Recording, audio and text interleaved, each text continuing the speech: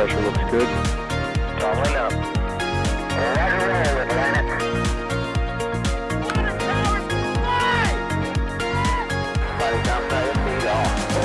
Speed off. Yikes. You bet. Okay. We don't need any more of these. Okay, good morning, space fans. You know the drill this early in the morning. When it's time for a launch, we've got a Starlink mission out there at Cape Canaveral today, Falcon 9 rocket pad 39A. I'll be your host this morning, John Galloway, back in the NASA Spaceflight Studio. Let me know if you can hear me and see the, not quite as red as it was a little bit a while ago, sunrise actually out there at Cape Canaveral. Hey, whatever, look, it's 7:08 a.m. Eastern Standard Time, putting us at T-minus 53 minutes and 46 seconds.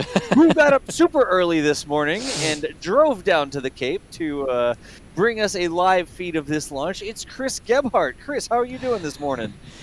Early is a good way to put that, yes. When the alarm goes off at 4 o'clock and the dog lifts its head and goes, no, you know it's too early. All right. Chat, let us know that you can hear Chris Gebhardt. He is out there at the press site today, right, Chris? Indeed, we are at the 39A press site. I can zoom out just a little bit. Okay, cool. There's normally such a nice little shot that I want to show you about... normally we can zoom out a little bit and we can get the flag, right? The American flag. Okay. Right there, right, with the countdown clock. Backing it up. There's a nice there's a nice cherry picker right in the front of it, just to ruin any particular shot you could get of the flag and the rocket. So, yeah, but no, it's actually a gorgeous sunrise so far. Sun hasn't quite peaked above the horizon just yet, but it's been absolutely gorgeous. Really Mars-like, a really Mars-like sunrise again with the orange colors and everything. Really nice. I gotta ask, are you trained to operate that lift? I wish. No. Well, maybe next time. We gotta talk to United Rentals. Exactly. We need to finish my certification. Come on. All right, folks, again, this morning, the NASA Spaceflight crew will be bringing you live coverage of the Starlink launch here. Slated to fly, what is it, like 8:02 it looks like, Chris? What's the liftoff time today? Yeah, so liftoff time is 8:02 Eastern, 13:02 UTC. Today, this has been moving about 20-ish minutes or so each day, aligning with the plane that they are trying to get this mission into. An interesting thing about this mission is that they actually changed the orbital plane very late in the game and late in the flow for the mission, because they can do that because they're Starlinks. They're all the same. So you can change your plane that you want to go into. The launch was originally going to be in the afternoon, about 1:30 local time in the afternoon, and then all of a sudden they said, surprise, we're going someplace else, and it's going to be at 8. So this is a unique Starlink mission in that particular regard, but overall there are 60 Starlink satellites inside of the payload fairing on top of the Falcon 9, and this will bring the total number of launched Starlinks over 1,000. And to put that into perspective, they started in earnest in May of 2019, launching about 60 Starlinks at a time. A couple missions had 58, one had 57. So this will bring them over 1,000, and it is the first of potentially 3 Starlink flights this month. I know that's weird to say on the 20th of a month. Wow. But this is the first dedicated flight of a Starlink. There is another dedicated flight theoretically still in January, going from 39A as well, that could go on the 30th or the 31st. And there are 10 Starlink satellites on the Transporter 1 mission, which is scheduled to launch on Friday from Slick 40 on a southern, again, doing that southern polar trajectory out of Florida to get into a sun-synchronous orbit. So first potentially 3 on the 20th of the month. That's pretty impressive. But Das, I'll tell you what's even more impressive. What's that? You see that booster sitting out there on the pad? Aha. That is booster 1051 flying for the 8th time today, it will shatter, if it launches today, it will shatter the worldwide record for turnaround of the same vehicle between flights at just 38 days. Or 37 days. It last flew on the 13th of December.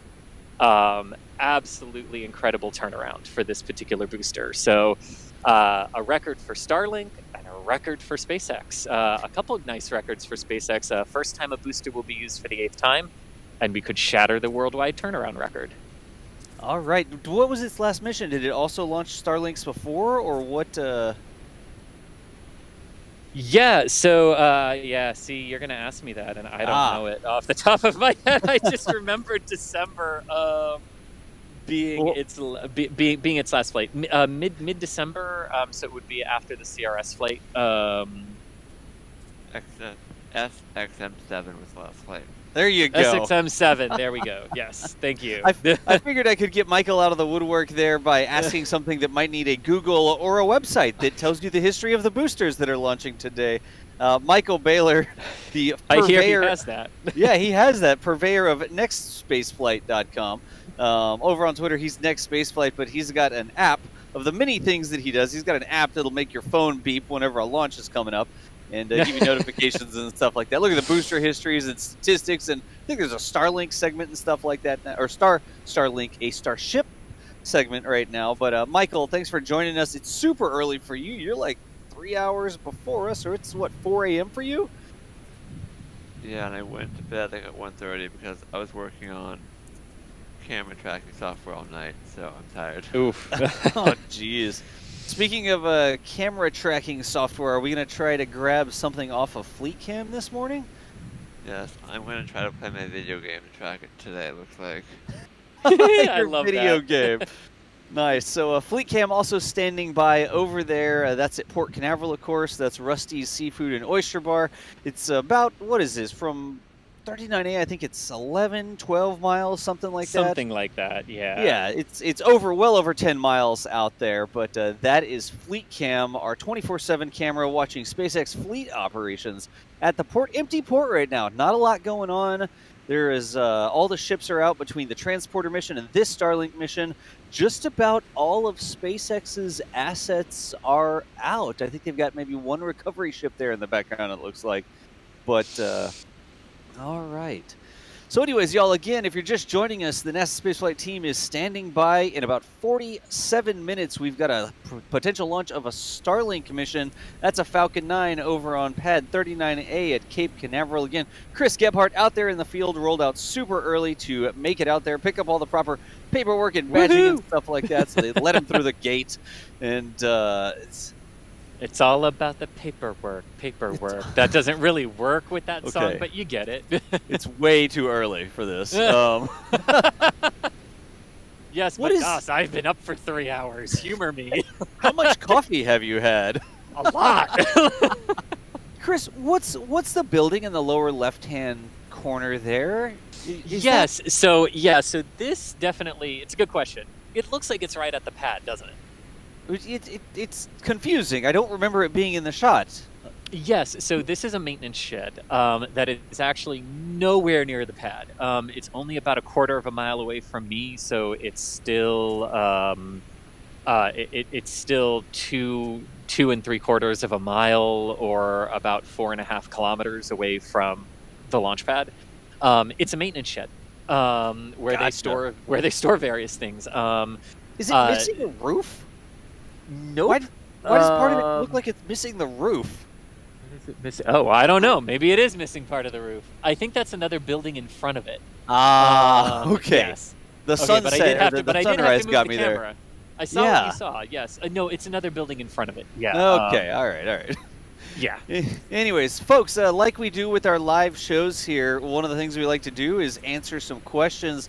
So if you've got questions for us, pop them into chat, tag us at NASA Spaceflight at the beginning of your chat. And we've got some software here that Michael wrote that we can bring some of those questions in. And Chris, who's out there live himself, can do a little bit of Q&A. Also, we've got some super chats that have come in I will run through really quickly. Blake Parsons, all the way over from Australia. Definitely not a name that we don't see a lot around here. We see Blake's name in the queue all the time, but appreciate the Australian dollars there, Blake. And for it's a nice evening launch over there, right? It's 7 o'clock on the west coast of Australia, so it would be 10 o'clock. It's 11, 10 o'clock on the east coast or something like on that. On the east coast, yeah. Yeah. I've got Sydney at 11:17. There we go. Yes. So right around there. Yeah, it's getting to be nighttime. So there's. Let's see if it's going to display this time. There we go. Okay, there's the actual display. So Blake, thank you so much for the Australian dollars, and thanks for all your longtime support of our NASA spaceflight shindigs here. Also, let's see here. Thomas Anfang says, thank you. Oh, thank you, Jim B. By the way, excellent reporting. Yes. Yes. Oh, Jim Bridenstine. Oh. Gosh. I didn't think it was possible to watch a final briefing of a NASA administrator and kind of feel some things. Yeah. But man, yeah, yesterday, Jim. I know a lot of us wax poetic and it gets sappy, and I know you're not listening, but on the off chance someone shows you this, massive thank you for everything. Yeah. The last several years. Massive thank you. Wish you were staying. Beyond a shadow of a doubt. Wish you were staying. Yeah, absolutely, Chris. I think that there are a lot of space fans who would mirror what you just said there. Of course, Jim Bridenstine, outgoing NASA administrator, and probably, I don't know if popular is really the right term to use, Chris, but definitely a well-loved administrator. He's got a fan club and everything. Oh. You get a pin. That's true. I would phrase it this way. To me, he is an extremely well-respected NASA administrator. There you go. And yeah. There you go. All right. So, Thomas, thank you so much, and absolutely agree with you there. Thank you, Jim B. And, excellent reporting in Boca Chica as well. I think there's some things on the schedule for Boca today, too, so stand by. There's for a lot that, on y'all. the schedule today. Yeah. There may actually be a static fire happening out of Boca Chica today, so you can bet that we will have that here on the channel as soon as we see signs of significant testing. And look at this real quick. Look at the sun reflecting off the port equipment. I was just going to say the sun is rising over the horizon right now, and it's glinting. You can see a little bit of glint and gleam off of the tower at 39A. Off the tower too, yeah. As well, which is absolutely phenomenal. In addition to that, what you guys have at Boca Chica later this afternoon, which hopefully I'll be able to join you all for as well. A couple of us at NASA Spaceflight are also talking with MDA, who's building Canadarm3 and who built Canadarm2 and Dexter up on the station. So we're talking with them this afternoon as well. So it is an all-go space day all around the world. MDA is the company that built the Canadarm, or what's MDA? Yes. Yeah, MDA is the company who builds who builds the Canadarms now. One of those things, like usual, right? It's a conglomeration of companies across the years that's now known as MDA. But yeah, they're the ones who build the space robotics, basically. Gotcha. Yeah. All right, I'm going to grab a couple more super chats here, and then we'll recap what the mission's about, and then we'll get into some Q&A. So, Future Martian says B1051 is starting to look like an electron booster. Wow! Hey, look at that, shout the out entire to Electron. thing. Yeah. Shout out to Electron, though, which had a very successful launch this morning. Earlier this morning, or earlier today. I think, right? Oh, what a great name. Did they show the song? Yeah. I was going to say, if you didn't sing the song, you weren't really paying attention. All right. Let's see here. Fractal, thanks for the $5. Says, when Starship gets to a point where it can launch payloads, how many Starlink sats can it launch at a time if it were to do a mission? This is a good estimate on that. This is a good question. I think we did the mass estimations at one point because it's about 16. Hang on. It's about 1,600 kilograms that each Starlink stack of 60 has in terms of launch mass, and Starship can take 100 metric tons, so 16 metric tons, multiply that up to 100 metric tons, and that will give you the number that it could take, theoretically, in one go. Gotcha. It's way too early to do math. But that's math. I'm not doing that. But that's how you do it. Basically, if you want to figure it out, each Starlink batch of roughly 16 metric tons. Starship can take roughly 100 metric tons to orbit, so multiply from there. Yeah. I'm sorry. Gotcha. I don't mean to be somewhere north of 400, I think.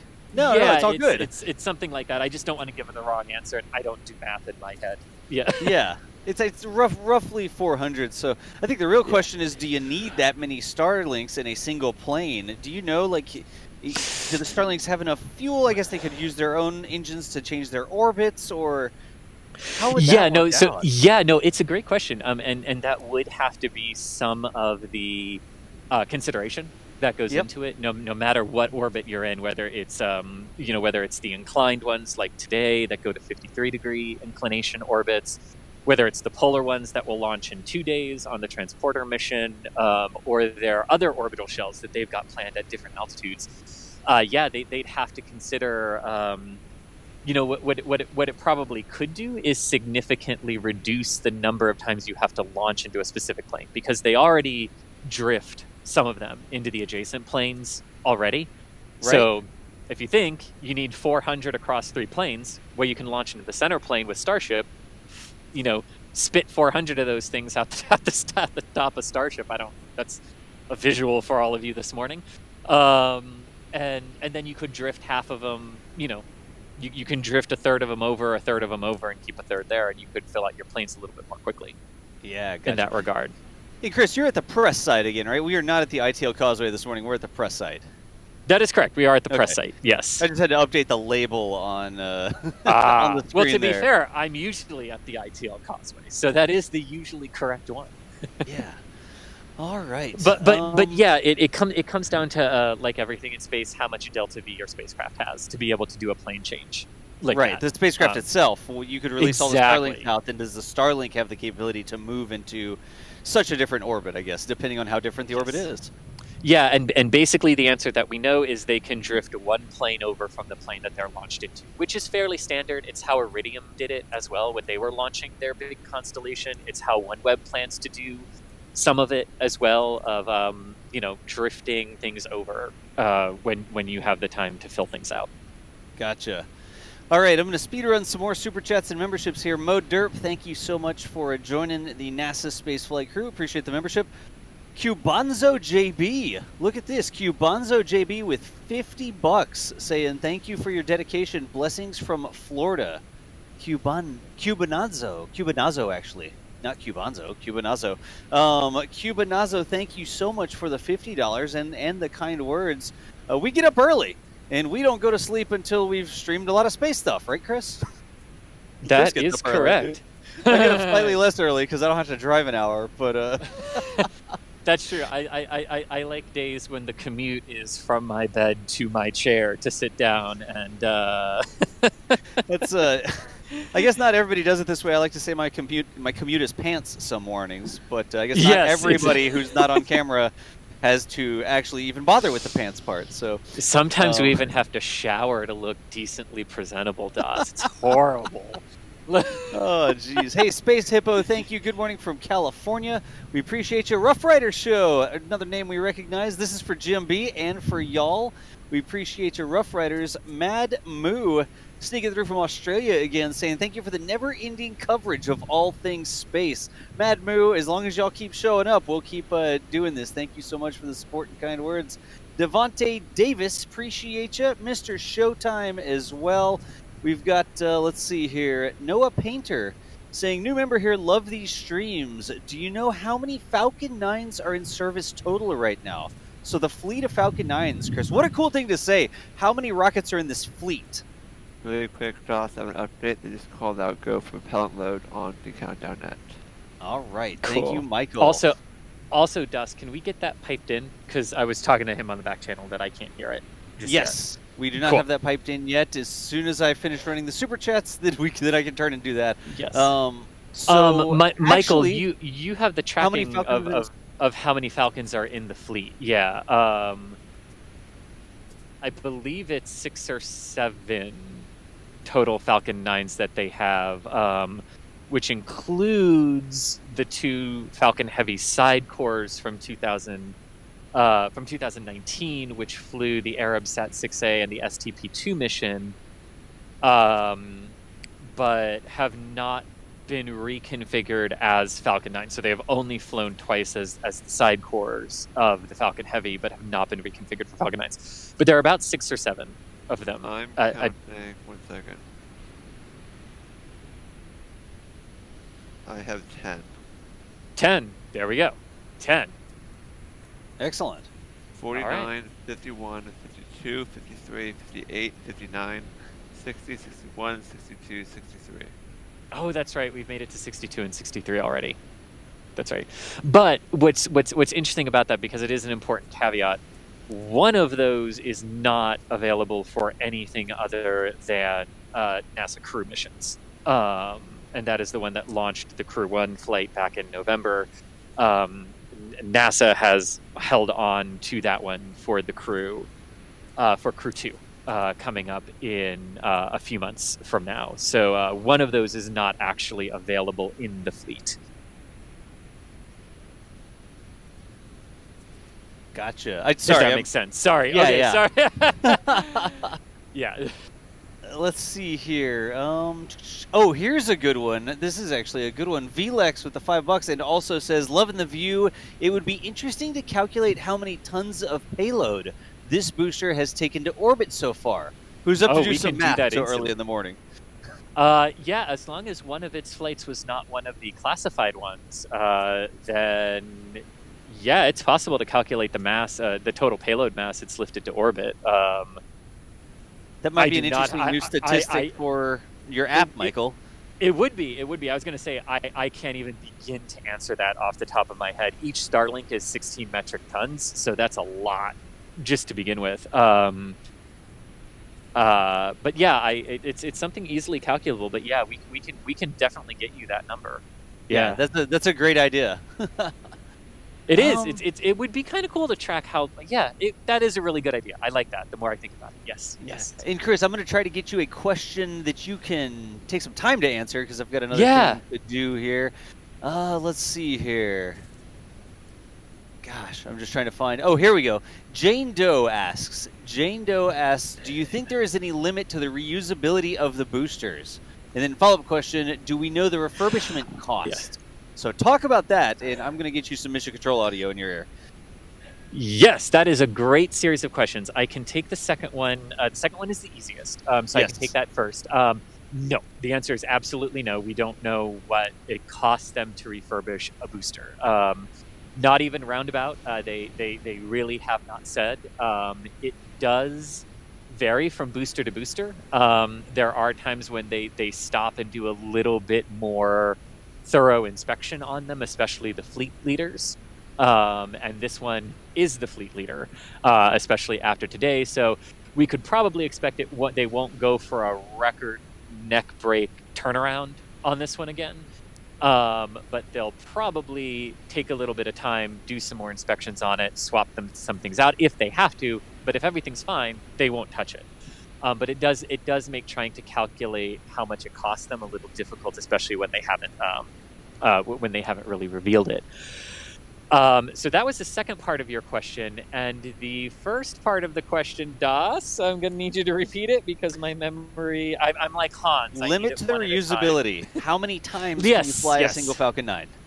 Yes. So in principle, Falcon 9 first stage can be reflown up to 10 times with minimal inspection between flight, which are the lifetimes that we're seeing right now on them. This is number 8 for this particular booster. Once they reach 10, the last update that SpaceX gave about that is that once they reach 10, they're taken out of service temporarily. They undergo some more thorough and more detailed non-destructive evaluations. Non-destructive evaluations is a big fancy term that's used in this industry, meaning you investigate and you look at parts of the rocket without actually breaking it or taking it apart. So it's a lot of like x-rays and and machine exploration of the wells and everything like that, as well as engine inspections and things like that are a little more invasive that you don't really have time to do in normal turnaround flows between boosters, but you can take some extra time with them. It's kind of analysis, it's a reuse system. We only have one other reuse system to compare it to, really. So it's sort of analogous to, like, as they're turned around between missions each time, sort of like how the shuttles would go into their processing hangars for 3 or 4 months, come back out and be mated to the tank and boosters, and off they go on their next mission. But every so many years, they would take them out of service for 2 years at a time and really pull them apart and look at them. And that's sort of the same philosophy that SpaceX is using with the Falcon 9s, is look at them after each flight, make sure they're good to go, do the turnaround work you need, but then every 10, take a little bit longer to really inspect them and make sure they're good to go for the next round of 10. Gotcha. As well. All right. And Chris, we should be getting mission control audio now. I verified that I was sending that audio forward, but they aren't going to be saying, I mean, they don't say much on there, so it's hard for us to know. We should be getting something coming up here around T-minus 25, T-minus 22 minutes, right? They are normally fairly quiet in this stretch of the count. The next thing I would really expect to hear from them is stage 2 prop load closed out and stage 2 LOX load beginning at the 17 and 16 minute mark. Gotcha. In the count, we might get a fuel flow nominal here or there. They sometimes say that, but not always. Right. And remember too, for everyone watching, sorry, Das. No, it's okay. Quiet counts are what we want from SpaceX. As weird as it is to say, but they're not talking. How do you know it's fine? Because they're not talking. When they start talking on a SpaceX count, something has gone wrong. All right. Let's see here. Oh, Chris, you know the other thing? What other thing? Your camera microphone has been on this entire time. And we can't hear it. The plan's working. The thing. Oh, well, remember that? Kind of. The extension is plugged in, but the microphone it is plugged into is not turned on yet to conserve battery. You haven't turned the microphone on. Okay. That's why you don't hear an echo yet. Yes. Okay, because I'm getting something on that channel. I'm actually getting something off of your feed, but it's not your voice. So I heard something. Oh. I'm not exactly sure what I heard, but I'm getting something off that channel. So that is incredibly intriguing since it's not on. Yeah. While we're talking, some more big super chats came in, so I'm going to run a couple more of these. Celadon Hair Extraordinaire from New Zealand. nice username. Wow, by the way. New Zealand. Hey, Yeah, welcome. Hey, we hope to join you in Florida with the Launch Club today. There you go. I haven't seen a super chat in a while, or haven't sent a super chat in a while, but I've been good with my savings recently. Thanks for getting up early for this great coverage. Morning for you, and it's 1 a.m. here in New Zealand for me. So, Celadon Hair, thanks for the kind words, and good morning. Get some sleep at some point, hopefully. We've got Robert Washburn, who's a new member here. Thank you, Robert, for the support. Running through really quickly with Robert Hobson. Robert Hobson with the $100, $99.99. So early in the morning, too. Jeez. Whoa, thank you. My lord, thank you. Again, one of the names that is no stranger to the NASA Spaceflight Super Chat queue, Robert Hobson. Robert, Jack's not on it, so I'll toss you an old Bob Hob there. We appreciate all the support you've given us so that we can keep doing this coverage. Robert, thank you so much for all the support. For real, $100 is definitely nothing to sneeze at this early in the morning or afternoon or night. I mean, really, no time of the day is appropriate to sneeze at $100. So we appreciate you, Robert. Thank you so much for all the long-time support. CANP Railroad sneaking through, saying, morning crew, here's a few bucks for Chris's coffee. I'm not sure Chris needs any more coffee this morning. You Coffee. Chris? Coffee. Yes, thank you. When this launch goes, we may have to tone it down a little bit. Guy Walker, thanks for the $5. We've got Billy Anat, who's a new membership. Thank you, Billy. We've got Jerwa coming through saying, no questions, just gratitude. Can't wait for Starlink. 800 kilobits per second isn't even for the birds. 800. Oh, you just said, Jerwa, I didn't quite, the 800 kilobits. Did I miss something on the 800 kilobits there? What's the 800 kilobits? It's certainly not Starlink bandwidth. We need more than that. 8,000 is our nominal uplink for a video remote in the field. Jerwa, help me out. Like, DM me or something if I don't see it. 800 kilobits. I appreciate you, Jerwa, for the $10 there. Chris, 800 kilobits? I don't know. Oh, his internet.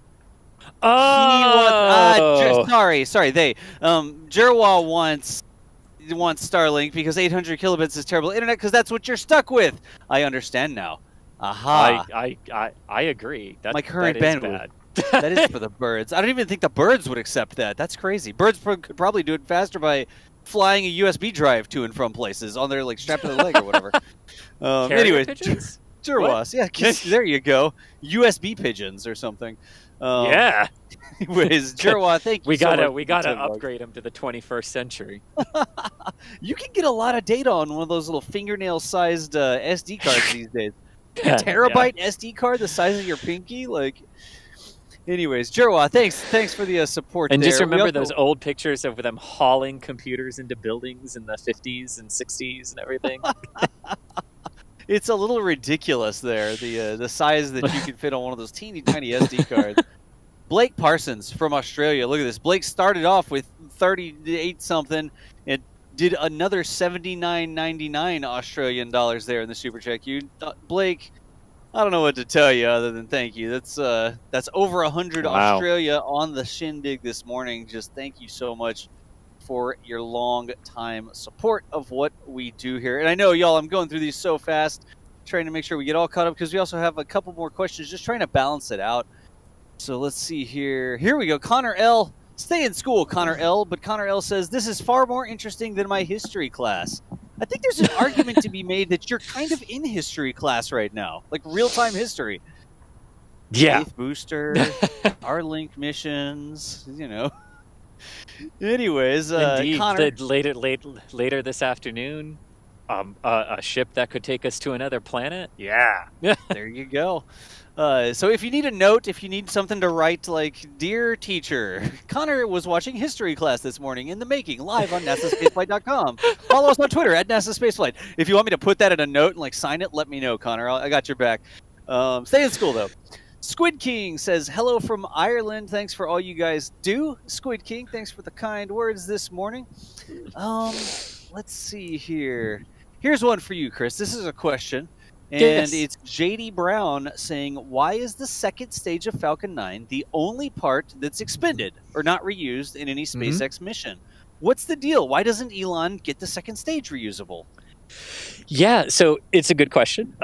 They did, in fact, start looking into this. There was an initial idea that the entire Falcon 9 system would be recoverable and reusable. The issue they ran into with the second stage was it was prohibitively...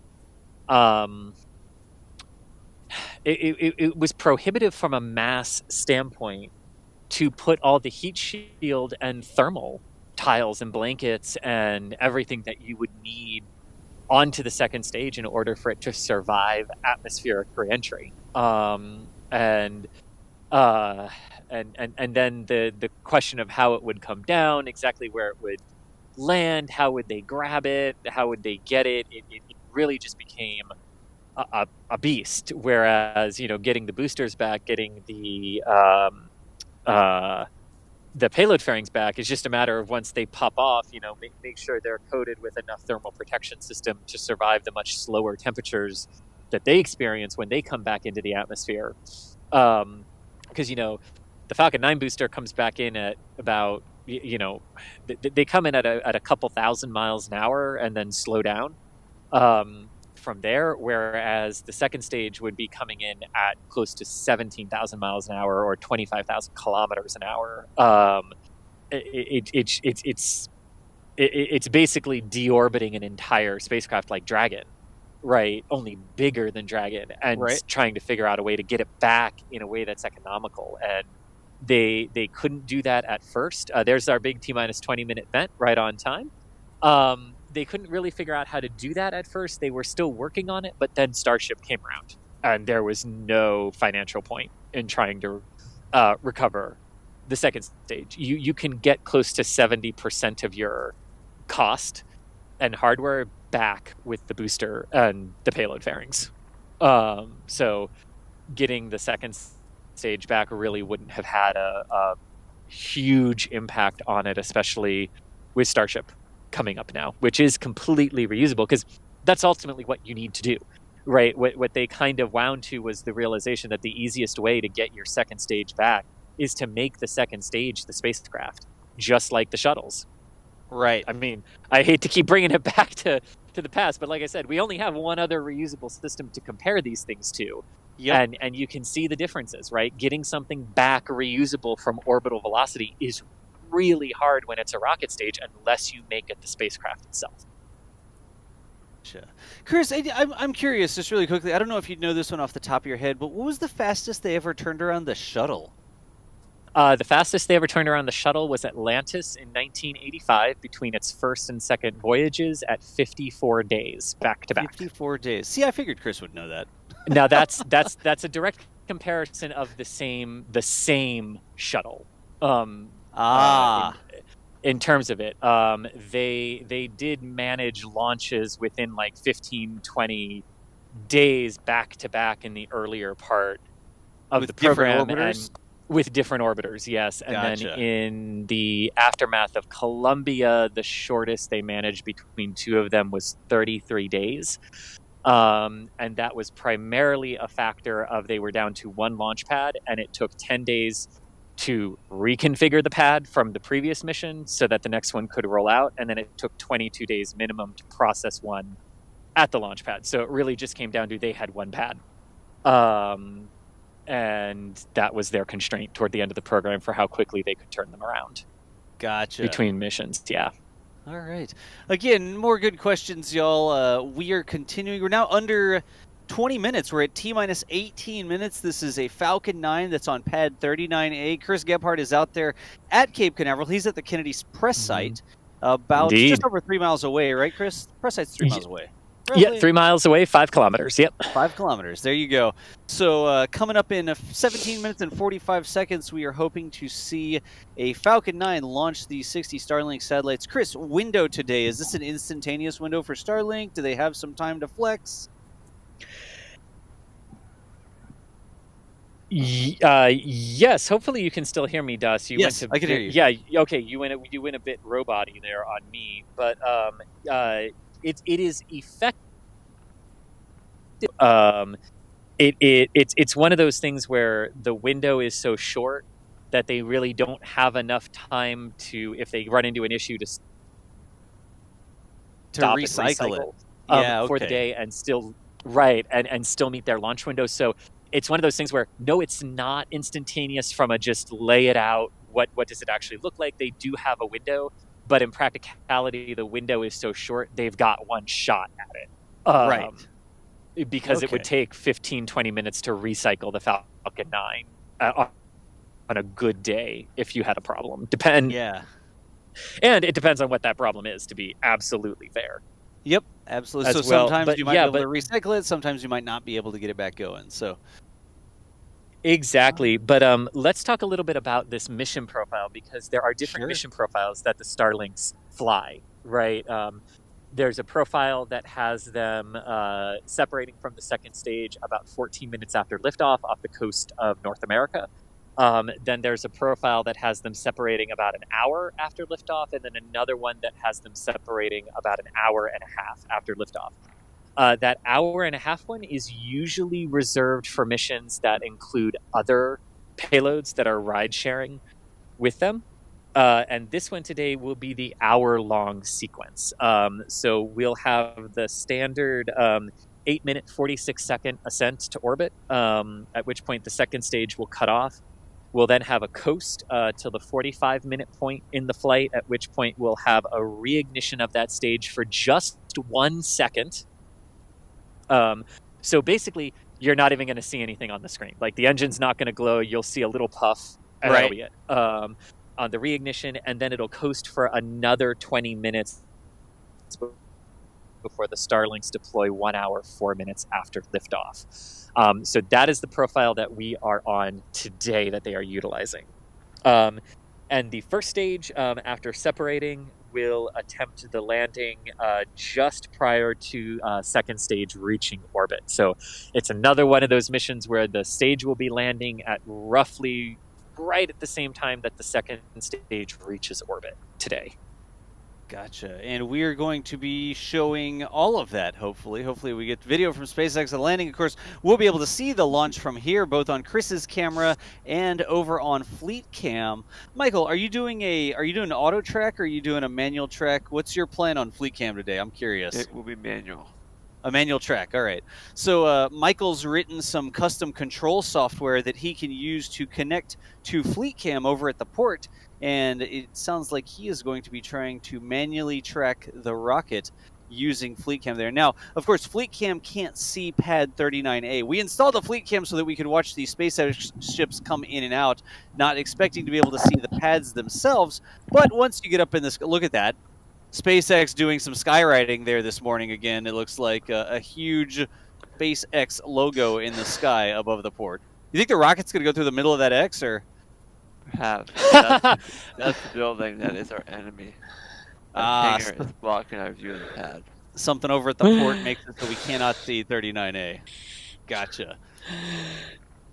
All right, so coming up less than 15 minutes now, 13 minutes and 42 seconds. I'm going to grab a couple more Super Chats really quickly, Chris, and then kick it over to you for a second. Jade, HSV Jade says, hope mission is success, evening from Australia. Jade, we appreciate you.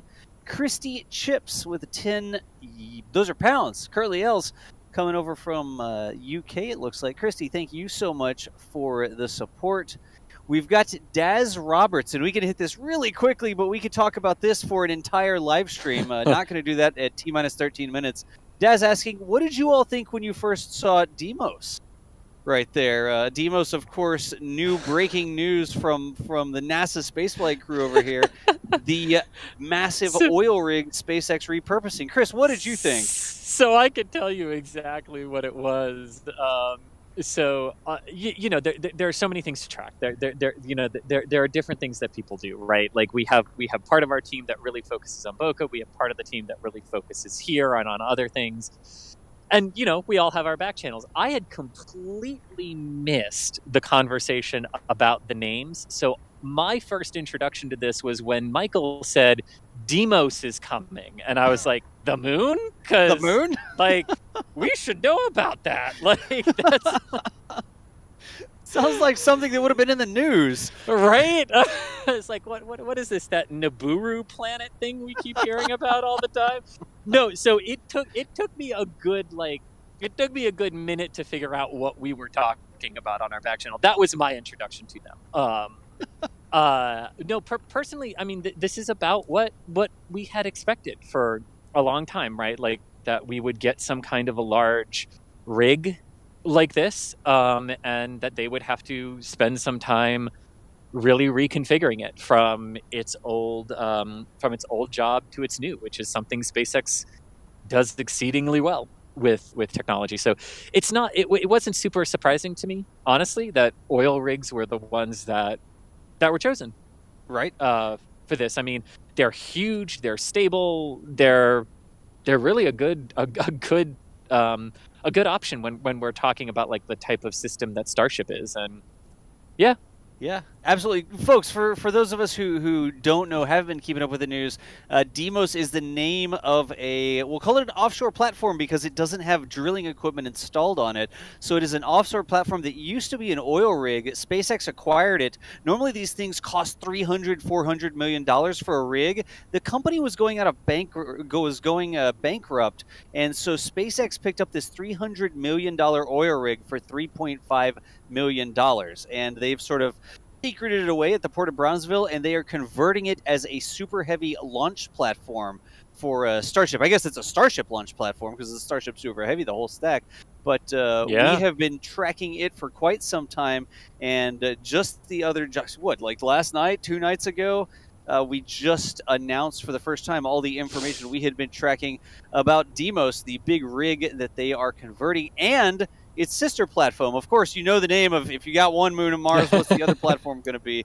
Phobos is out there as well. So that is something we'll be talking more about coming out of Boca Chica when we get back into Starship stuff. But Daz, thank you so much for the $5 there. Miss Help 8384 says, thanks so much for doing these, guys. You really brighten up my British lockdown. So, Miss Hell, thank you so much for the kind words. Glad we're able to share this with you all the way over there on the other side of the world. Chris, we're under 10 minutes now. What else are we going to expect from the rocket here? Yeah, so visually, the only thing you're going to see visually about 4.5 minutes before launch, the big white structure to the right of the rocket, but that's like touching the rocket. That's the transporter erector, the big strong back that it rolls out on and supports it for fueling and data connection and all sorts of things up to the payload and the second stage. So that will pull back very, very... that'll pull back a little bit from 90 degrees, which it is now, to 88.5 degrees. It's actually visible, even though it's a very small movement. And then after that, about 2.5 minutes prior to liftoff, right around the time that fueling closes out on the vehicle and stops, we will have another vent of gaseous oxygen, which will be the final vent from the vehicle prior to ignition and liftoff. Some things that we won't see coming up here in about 2 minutes at T-minus 7-minute mark. We'll have engine chill down, where they start letting the super cold densified liquid oxygen trickle down into the 9 Merlin 1D engines on the first stage to thermally condition them for liftoff so that they do not undergo cryoshock at ignition when all of that super cold propellant starts flowing through them. The command to light the engines will be sent at T-minus 3 seconds, and then lift off at T0. And Falcon 9 will take control at the T-minus 1.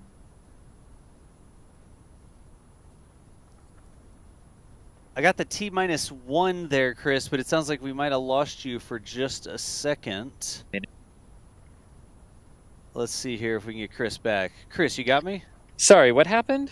Just a slight internet hiccup. You said T-minus 1, and then we lost you right after T-minus 1, but I just heard you ask what happened. Yeah, sorry. I think an alarm went off on my phone that I was not aware was set. So okay. My apologies for that. Yes, anyway, Falcon 9 will take control of the countdown at T-minus 1 minute and begin pressurizing its propellant tanks for liftoff at that point.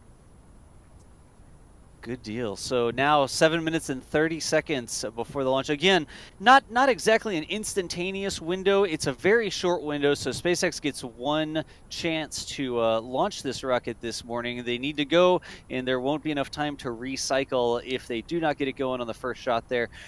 Chris, what was the latest weather we had? Are we still looking good on weather here?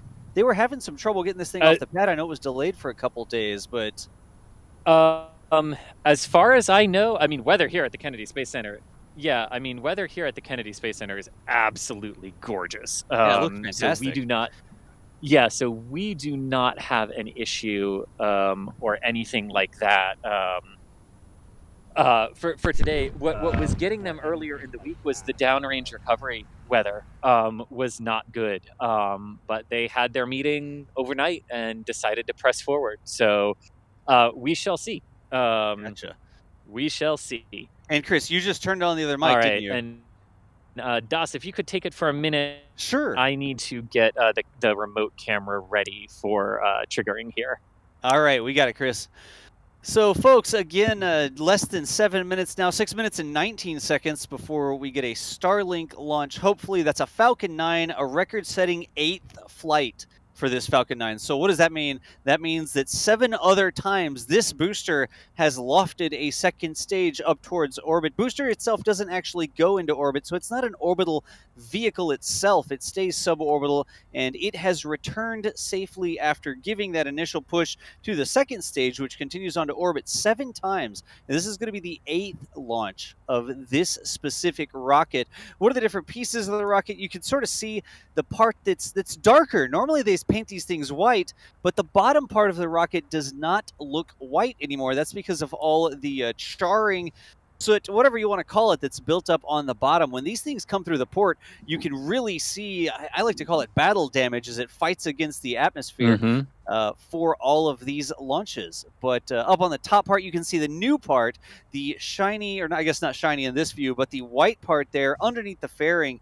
That's actually the second stage, like we were talking about, the only non-reusable part of the SpaceX mission. That will either go into a parking orbit or burn up in the atmosphere as it re-enters. In the fairings up there on the top, do we know the status of these fairings as I talk really closely? I thought I heard Chris say something when he came back. Are you back, Chris? No, not right now. Okay, not back yet. Okay. I thought you agreed with me, so I didn't know if that meant you were back.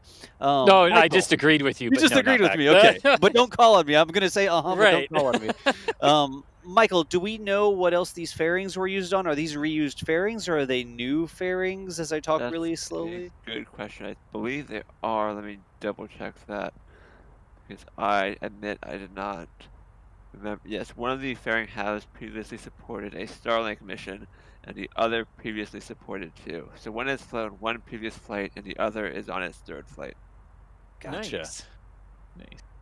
All right. So let's see here. I'm going to see if there's anything else. A couple other, just a couple super chats real quick from Hong Kong. Keith saying hello from Hong Kong. Keith, thank you so much for the support. DYU89, you can't do super chats. You're a moderator. Shout out to the Fleet Cam gang.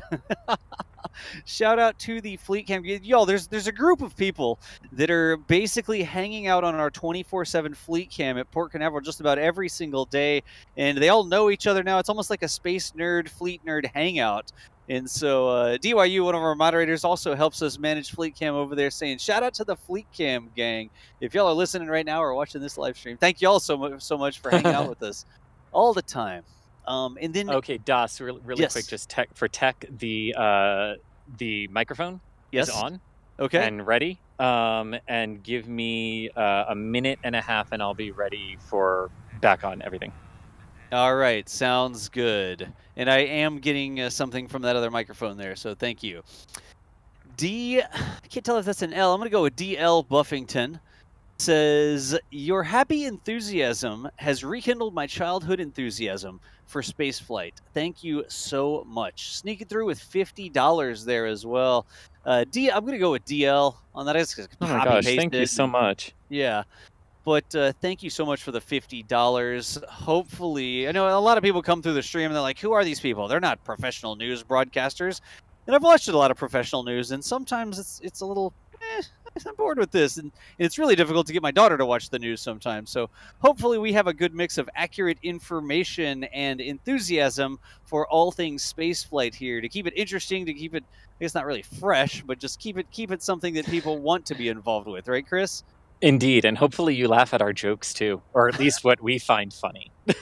We look for like a 50% nominal joke laughter rate. Like if you laugh at half of our jokes, we're doing well.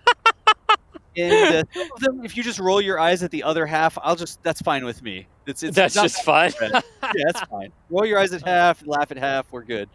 I But love 2 it. minutes here, Chris. 2 minutes. Yep, at 1:30, I'm going to start the remote camera and then head back to the rig Okay. to track.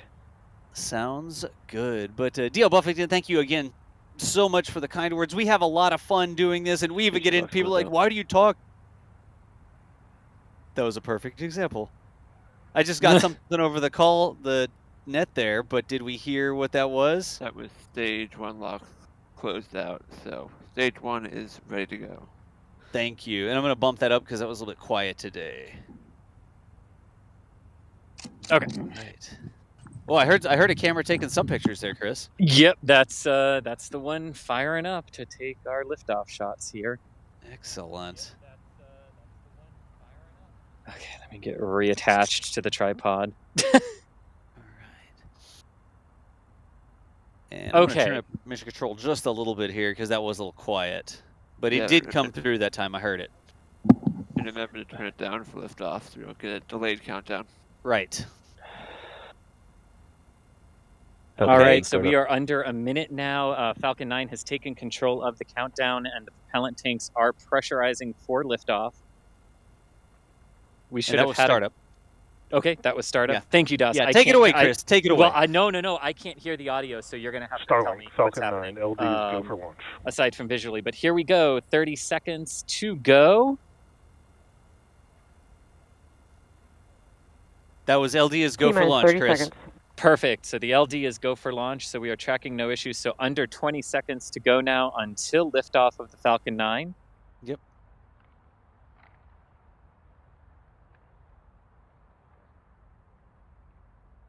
Standing by now for engine ignition and liftoff here momentarily.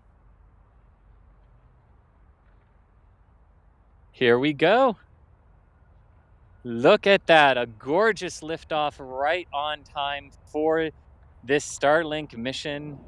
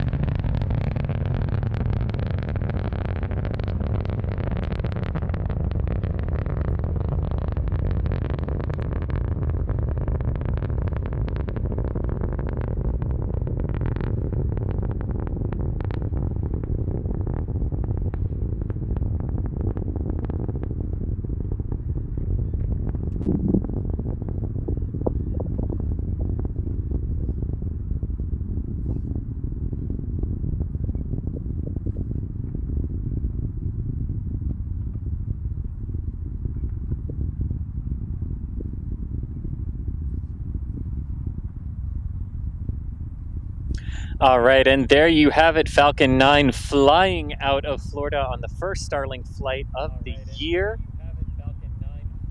Everything looking good so far. The 8th flight of this particular Falcon 9 first stage rocket.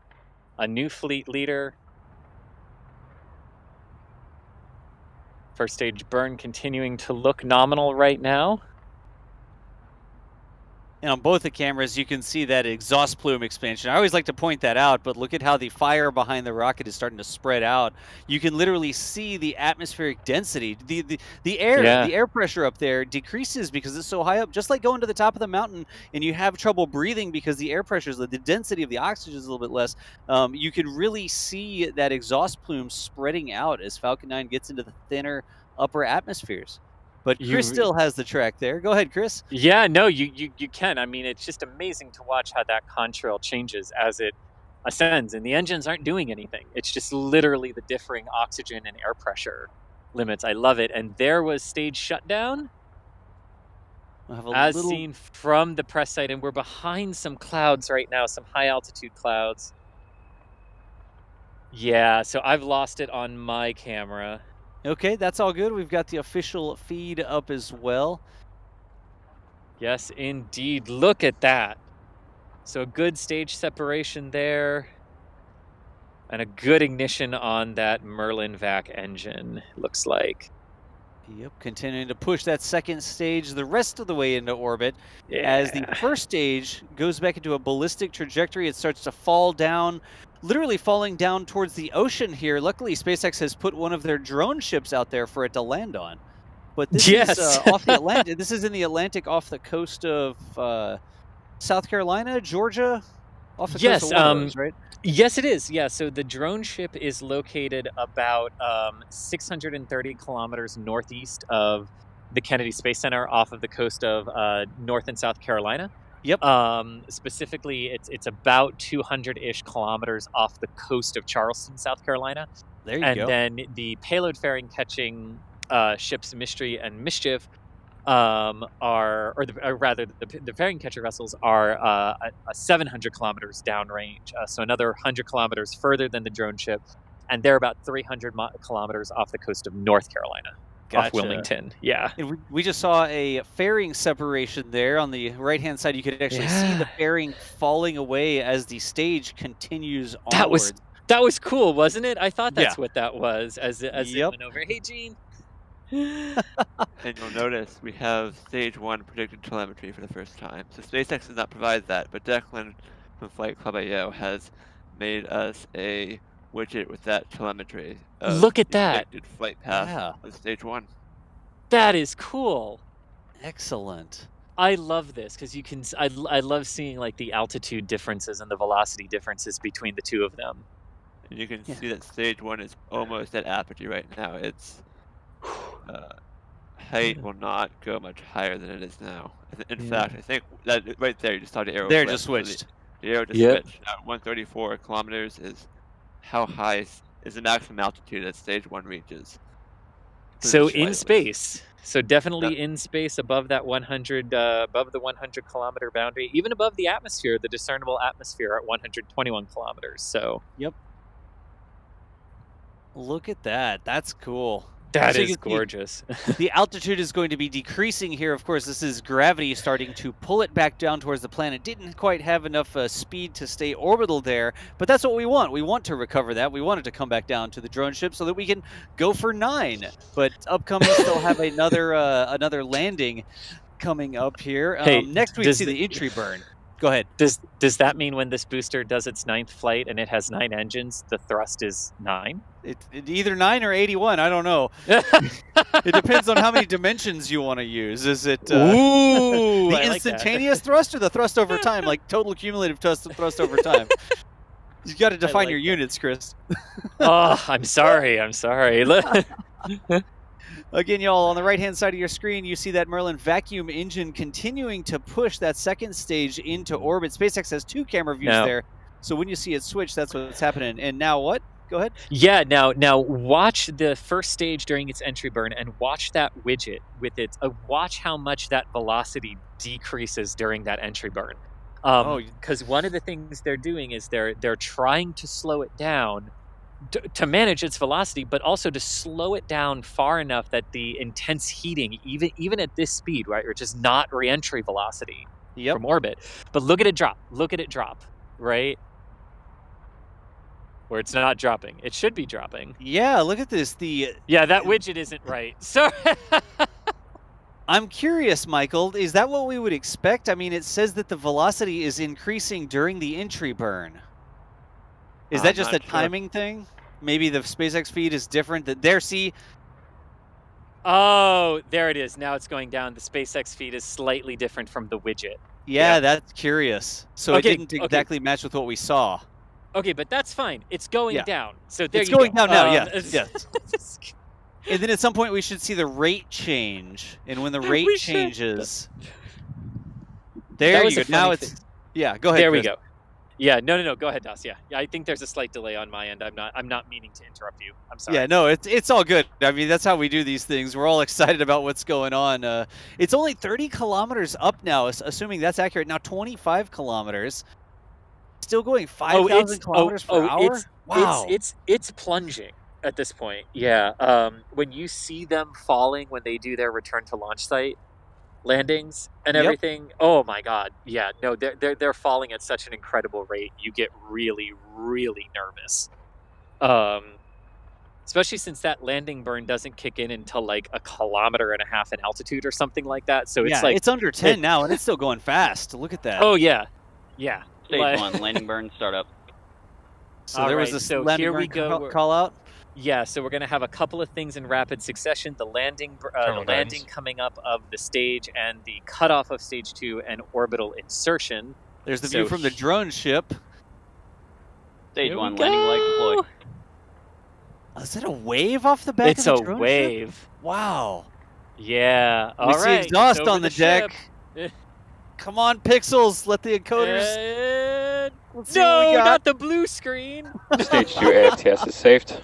There it is. You go. Yeah. All right. Stage 1 is on the drone ship. Booster 1051 completing its 8th flight, ready to be brought back to Port Canaveral for refurbishment and reflight again. That second stage, you can see the velocity still increasing. We're almost at stage engine cutoff. There it was. Yep. All right, so that is so now we wait for the nominal orbit insertion call to verify that they're in the proper transfer orbit. And Das, since I can't hear the audio, you'll have to tell me when that happens. Nominal insertion. Nominal insertion right there.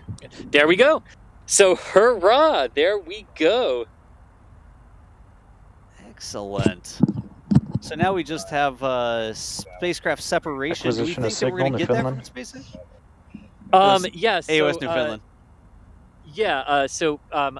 They usually do show separation of all of their payloads. They just go into they basically just go into coast music, like elevator music, and they stop the commentary. But they have shown the deployments, no matter when they've been in the various missions. So I would imagine they would stay live, yes, for the next 50 minutes or so, or next 55 for. Until payload separation is scheduled for. Yeah. Gotcha. All right. And there you can see, I've gone to the side-by-side camera there, and we can see the transporter erector, the strong back at that 45-degree angle. Like we said, it's going to get out of the way so that it doesn't take any unnecessary wear and tear from the exhaust from the 9 engines on the Falcon 9. And that still seems to be venting. That's venting, right, Chris? Yeah, that is venting. I had to squint down to it a little bit, but look at that. Yeah, purges. Post liftoff purging of the system. Yeah. And I like to say, I mean, if you've watched enough of our streams, you know this is my favorite view. Yeah, right there. Sarah in chat just said it's Dawson's favorite view. The launch pad on launch day T plus something with no rocket shows that we got to see a launch. Of course, that was that Falcon 9 taking off. That's pad 39A there. And we just heard the call over the SpaceX net, nominal insertion of the Starlink satellites. Just standing by. Some good amount of time here, almost an hour before they would actually separate those from the upper stage, right, Chris? Yes, indeed. There'll be a slight 1-second reignition of the second stage at about the 45-minute, 35-second point ish in the mission. It's a very, very brief ignition. You barely see anything on the engine from it, and that'll just finalize the orbit just enough. That'll get them into the correct deployment, orbit. Yeah. It's something not a lot of people understand what we're looking at here. Pad 39A. Expected loss of signal, Bermuda. That was an expected loss of signal over the net. Pad 39A, this isn't something SpaceX just threw together. A lot of space missions have launched off Pad 39A, all the way back to Shuttle, all the way back to the Apollo program. We were launching human beings off that pad, and SpaceX continuing to push forward, using it to get stuff in space for human beings. I was going to say to put it into a slightly more historical context. There you go. That is the launch pad that all 12 people who have walked on another world have launched from. There's no other pad in the world that has happened from. So all the Apollo missions, right? All the lunar landing missions launched from that pad, yes. You might not recognize it because quite a bit of changes have happened over time from the Apollo era through Shuttle with the big rotating service structure that was there to support the Shuttle missions. Of course, SpaceX doesn't need the big crawler out there. They just roll the rockets out horizontally and lift them up. True. Go ahead. However, speaking of the crawlers and the former no way. shuttle launch pads. Tell me. There you go.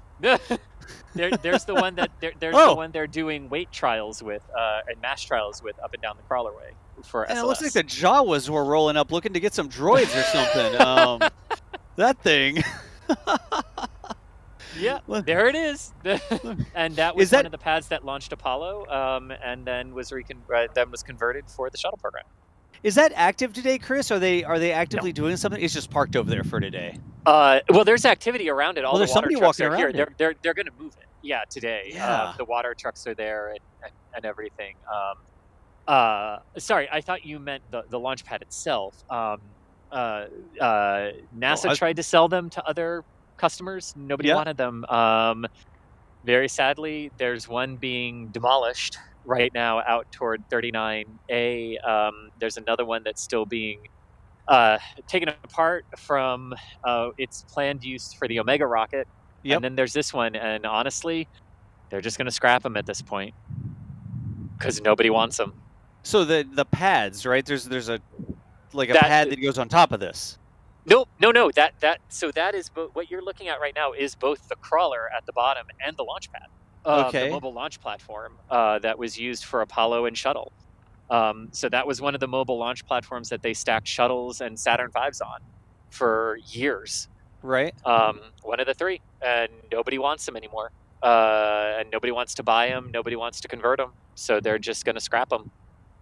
Gotcha. Yep. So are they supposed to? Are they also supposed to carry SLS? I'm missing something. Gotcha. So okay. So what? That's gotcha. what I'm missing. Gotcha. So what you're looking at are two different things. Okay. There's the big gray rectangle on top, Thank right? you. With all the plumbing and everything, and that's the mobile launch platform. That's the mobile one that you would stack the Saturns and the shuttles on. The crawlers which is the bottom part of that, the crawler.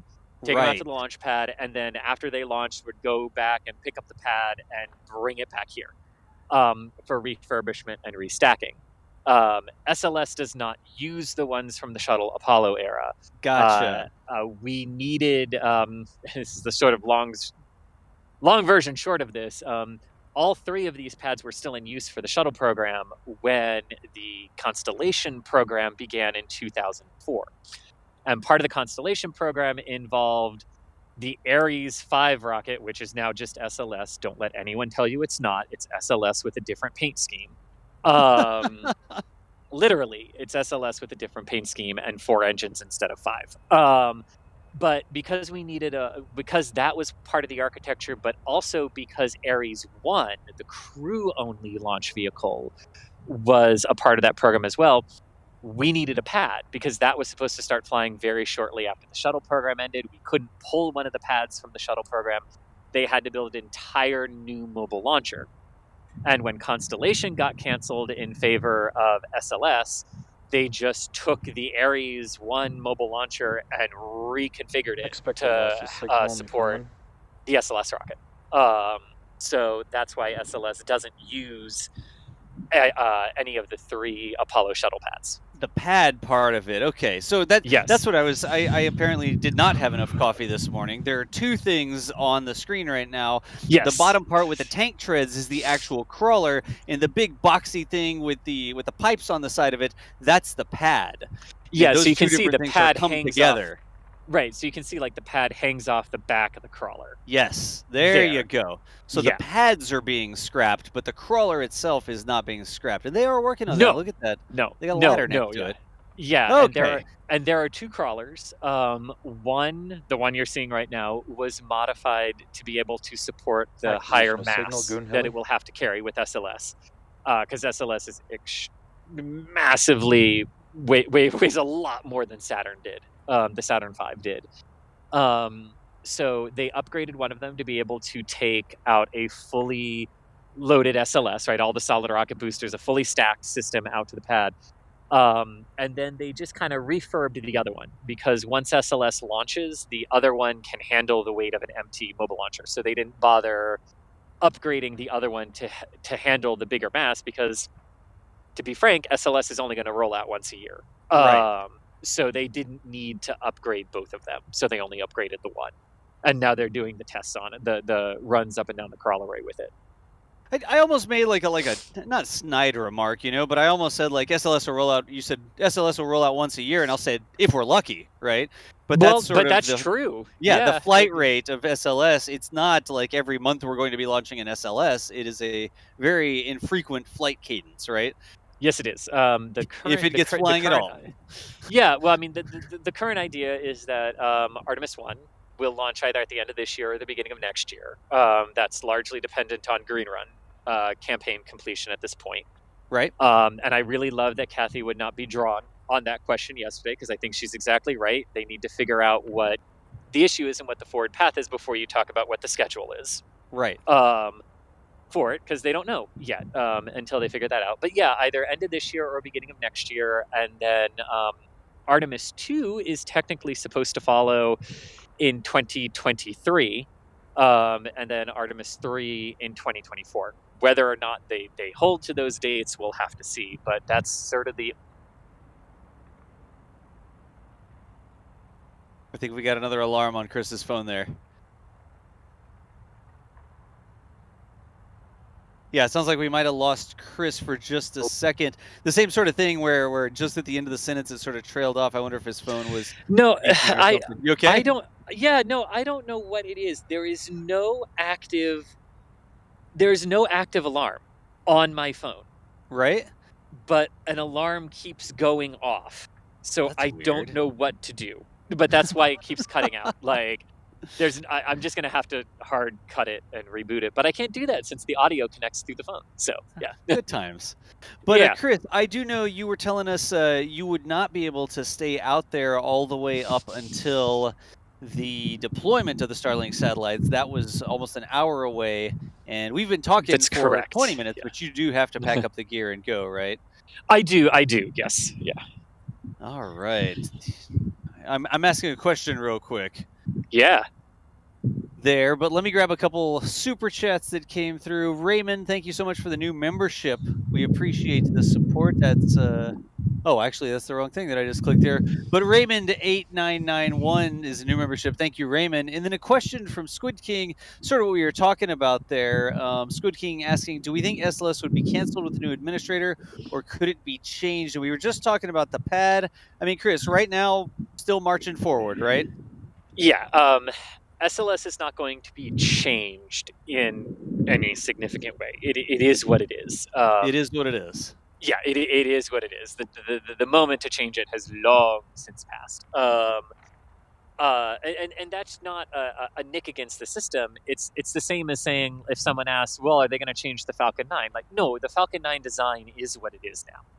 Right. The time to change that significantly has passed. That's how I mean that statement in regard to SLS. What I have said for a long time is, look, the Artemis program is not going to go anywhere. The goal of returning to the moon is not going to go anywhere. The architecture for how we do it might be different by the time we finally get there. I don't know what's going to happen. A lot of it is going to depend on how quickly the big super heavy rockets can come online. And in honesty, right now, it's a race between SLS and Starship. Sorry, New Glenn, but it's a race between SLS and Starship right now. For which one of these is gonna quote unquote win, and win isn't really the right word. It's just sort of which one is going to end up being the one we rely on more. Right. It's possible there's still a place for both of them. It's possible we'll see both of them continue. But NASA is not going to do anything with SLS without a guaranteed thing that can step in instantaneously to replace it. We're not going back to this. There's no desire right now to go back to this. Well, let's cancel it and spend a decade and spend a decade developing another system. Right. No one's got the appetite for that right now. Gotcha. But it is a reality that Starship is not a viable system right now, and it is not operational. So NASA cannot throw out a rocket that hasn't flown yet to go with another rocket that hasn't flown orbitally yet and proven the big things it needs to really prove in order to be the game changer everyone does genuinely believe it will be. But Right. we've got to see it first, right? And so does SpaceX, right? Wait a second. We've got to see Starship first. Well, Chris. we have to see it fly to orbit and do everything that it's promised that it You're do. talking to the right guy if you want to see Starship. I'm not looking at my phone. I guess you're throwing a Starship thing up there, aren't you? I've cut Yes. over to one of our robotic cameras at South Padre Yes. Island down there. That's at Boca Chica, and that is a live view from Starship right now. Later today, we are expecting some testing, hopefully, for Starship SN9. That is SN9 on the pad, and look at that view. Sorry, I used that as the segue there to get into my excuse to show the Starship over there. I understand what you're talking about. Starship, it's a fantastic concept. There's a lot of work that's going towards it. They've done a lot of physical testing, like actual flight testing of things that has happened, but it hasn't made orbit yet. It's not all the way there. So to roll it back together, Chris, you were saying it's good to have options, right? We don't want to say, yeah, Starship's going to be 100% successful. Cancel all other ideas. Right. It's good to have options, right? It is good to have options, but just as it's good to have options, it's also healthy to reevaluate your options as systems come online, right? I Right. mean, no one really could have guessed that Starship and SLS would be neck and neck, really, in the stretch here. And it's still entirely possible SLS makes it to orbit prior to Starship, although we'll see what happens with Green Run We'll and how see. quickly. I mean, we'll see. It's possible, but we'll see. But no one could have guessed that 5 years ago. No one could have guessed that 10 years ago, right? So reevaluating options once those options are there is healthy. And it's entirely possible that a combination of Vulcan, New Glenn, and Starship and Ariane 6 and the H3 vehicle from Japan, it's entirely possible that that fleet could handle something like this without SLS, but not right now. Right. Not right now. Yeah. Good deal. But I know, Chris, we were going to have to get you packed up over there. Dave Anderson, thank you real quick. Another membership came in just under the wire there.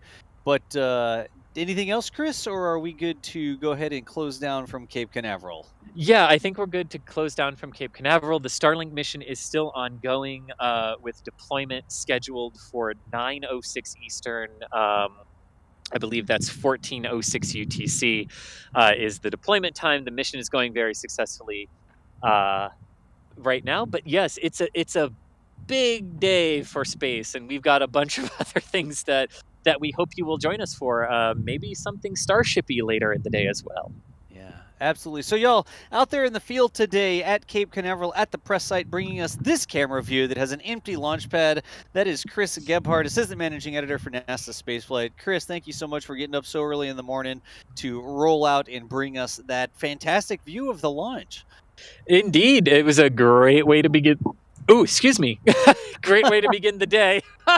Apparently, I've had too much coffee and not enough food. Audio hiccup. It's this internet problems, it sounds like. Yeah, exactly. It was a hiccup. We'll see what kind. But Chris, y'all, you can follow Chris on Twitter there in chat. Harry Young, one of our moderators, has put Chris's Twitter handle. Make sure you hop over and toss him a follow if you want to stay up to date on what's going on, especially a bunch of articles. A lot of people that watch the streams don't know we actually write a ton of articles. I say we as in the royal we. I don't write any articles.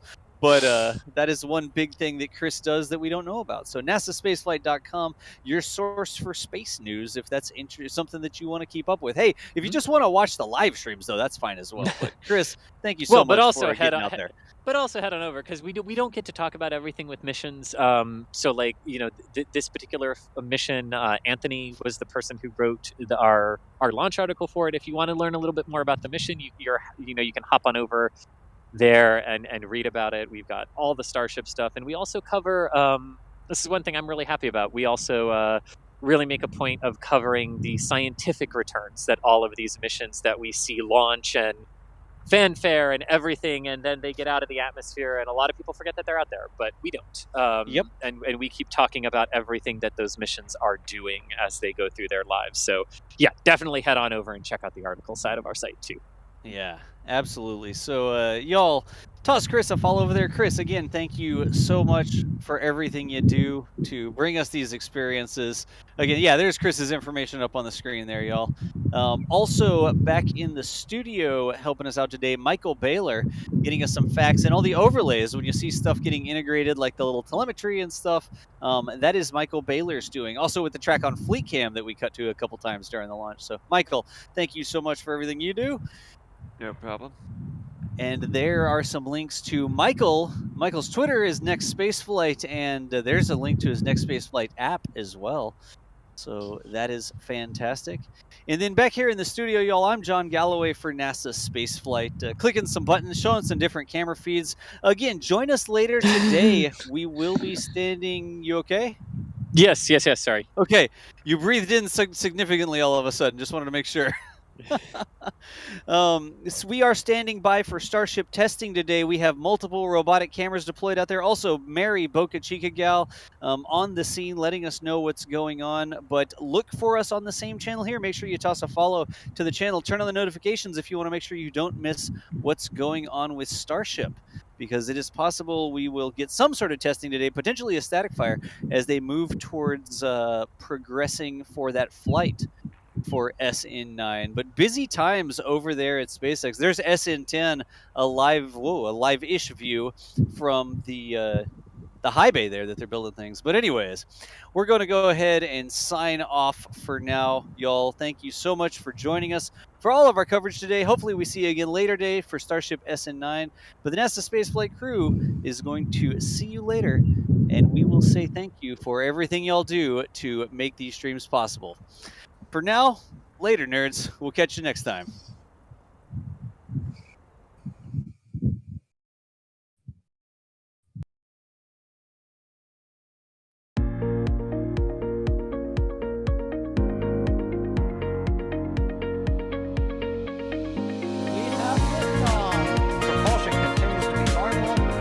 Alright, the chamber pressure looks good. Following up.